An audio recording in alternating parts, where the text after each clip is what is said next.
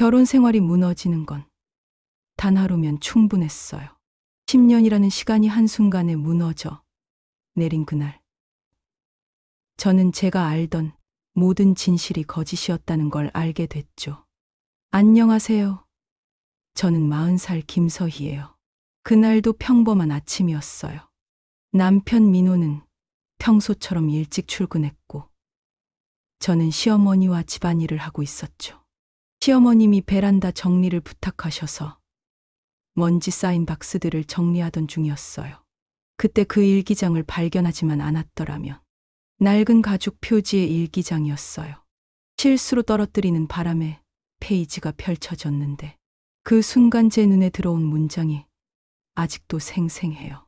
2017년 5월 3일, 오늘 드디어 혜성이를 데려왔다. 우리 민호가 사고로 혼수 상태에 빠진 지 한 달. 법원에서 재산관리인 지정 통보가 곧 올 거야. 이대로 가다간 은행에서 대출금 전체 상환을 요구할 텐데 회사도 아파트도 모두 날릴 판이야. 다행히 민호의 이복 동생 혜성이가 민호와 너무 닮았다. 목소리도 비슷하고 서명도 거의 같아. 아무도 모를 거야. 혜성이의 연기가 완벽하다. 서희도 전혀 눈치채지 못했다. 하게 40년 전 민호 아버지가 바람 피워 낳은 자식이라는 걸 아무도 모르니까 둘 다 닮은 게 당연하지. 순간 머리가 하얘졌어요.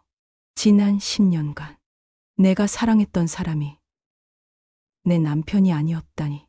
결혼식 날의 미소, 신혼여행에서의 달콤했던 순간들, 매일 아침 안아주던 포옹까지 모든 게 거짓이었던 거예요. 그러고 보니 결혼 직전부터 이상한 점들이 눈에 띄었어요. 아메리카노만 고집하던 사람이 갑자기 얼그레이 티백을 찾기 시작했고, 젓가락질도 어색해 보였죠.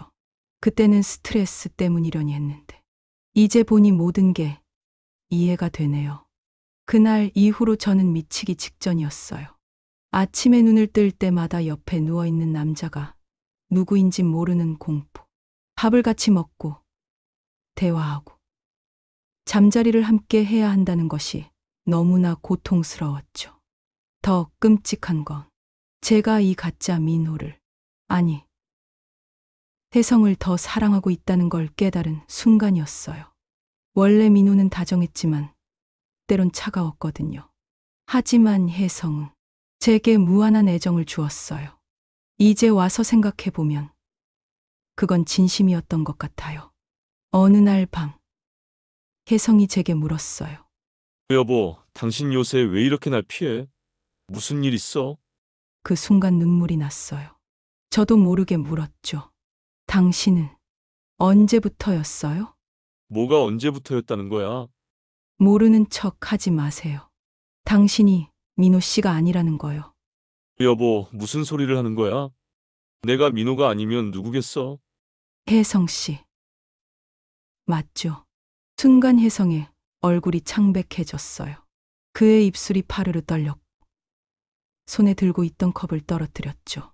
차가운 물이 바닥에 쏟아졌지만 우리 둘 다 신경 쓸 겨를이 없었어요. 알고 있었어? 네. 시어머님 일기장에서 봤어요.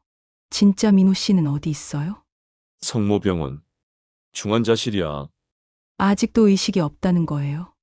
응, 벌써 10년째. 왜? 도대체 왜 이런 짓을 한 거예요?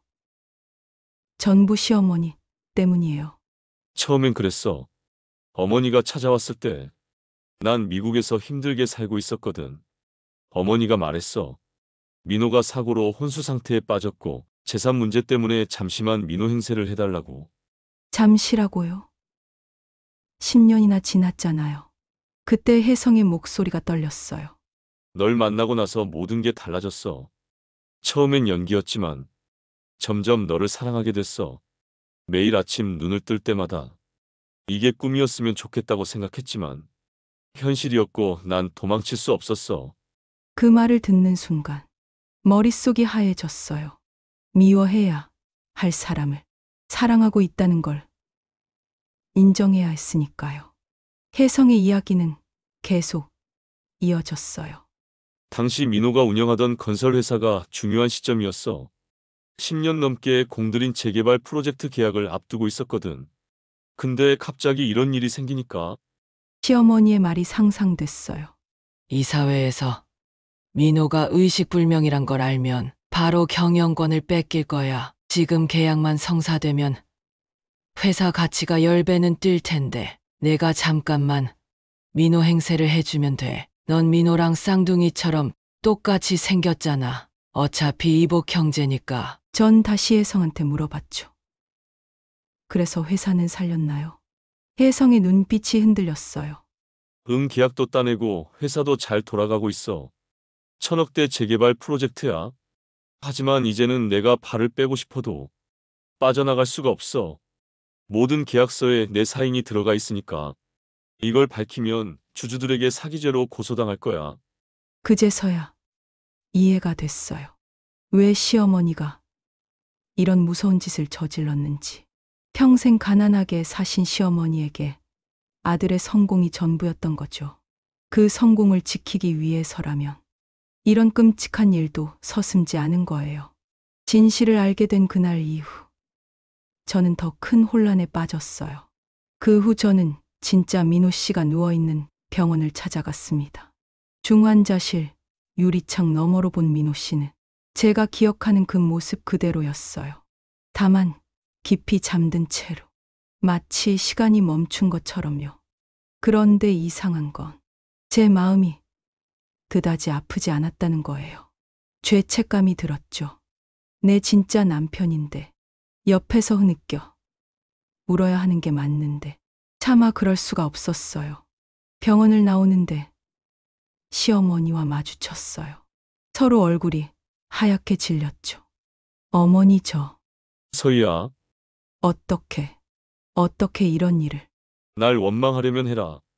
하지만 넌 행복하지 않았니?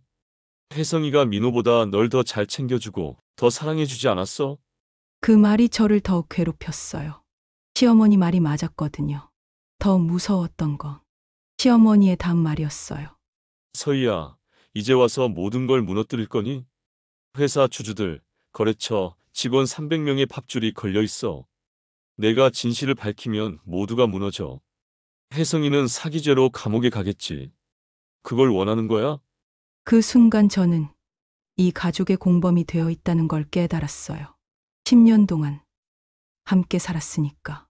저도 모르게 이 거짓말의 일부가 되어버린 거죠. 집으로 돌아와 보니 혜성이 기다리고 있었어요. 제 얼굴을 보자마자 알았나 봐요. 병원 다녀왔어? 네, 이제 어떻게 할 거야? 모르겠어요. 전 당신이 미워야 하는데 미워할 수가 없어요. 그렇게 시간이 흘러 2주 후 병원에서 전화가 왔어요.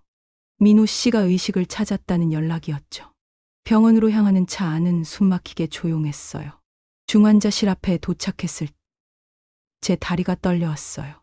10년 만에 깨어난 진짜 남편. 그리고 그의 옆에 서 있는 가짜 남편. 이런 상황이 이 세상 어디에 있을까요? 민호 씨가 천천히 눈을 떴어요. 그의 시선이 우리 모두를 천천히 훑었죠. 시어머니, 그리고 혜성까지. 혜성아 미안해. 민호 씨가 입을 열었어요. 시어머니가 제일 먼저 반응하셨어요. 민호야, 무슨 말이니? 내가 뭘 알고 있다는 거야? 사고 직전에 혜성이 만났었어. 회사 문제로. 그때 혜성이 창백한 얼굴로 입을 열었어요.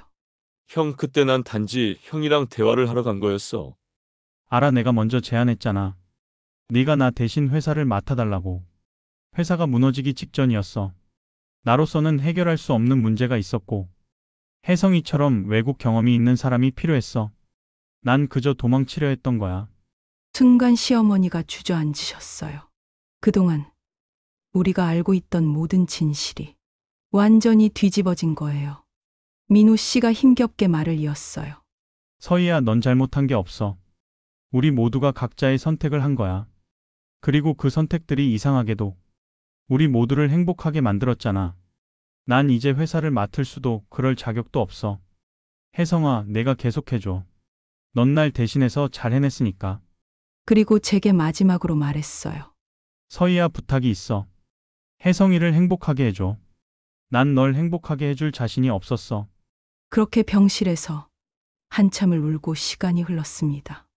이제 저와 혜성은 새로운 부부로서의 삶을 살아가고 있어요.